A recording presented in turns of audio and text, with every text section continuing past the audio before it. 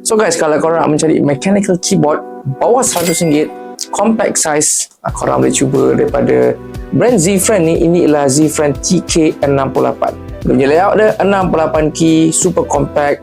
Connection cuma pakai wired sajalah. Jadi dia punya USB-C port dekat atas sini. So dia punya design dia ergonomic, ada incline. Tapi jangan risau, keyboard ni ada dua level riser. Ni level 1, level 2. Dia punya keyboard profile dia, kalau korang nampak ni jenis OEM. So dia ada curving sikit dekat tengah-tengah ni. So membuatkan typing experience tu akan lebih selesa lah. Untuk dia punya material, keycap menggunakan ABS plastik material, termasuklah dia punya whole body ni pun plastik ABS material lah. So memang agak ringan keyboard ni.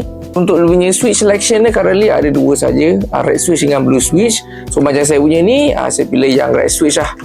So dah ada linear sikit lah kalau red switch ni. Tapi jangan risau, ini ialah hot swappable switch. So kalau korang nak mod, nak pakai switch yang berlainan pun tak ada masalah. Dan juga dia pun ada RGB lah, ada 17 pre-install. Korang boleh pilih corak-corak mana korang nak. Color pun korang boleh pilih, nak biru, hijau ke ataupun nak colourful.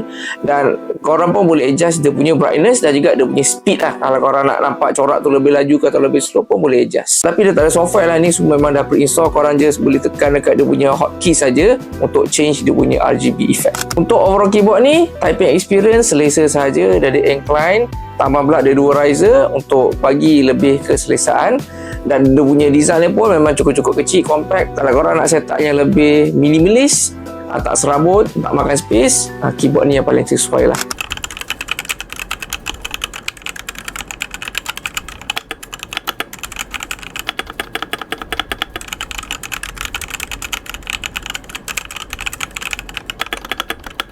Jadi kalau korang berkenan dapatkan keyboard ni, korang boleh dapatkan sekarang.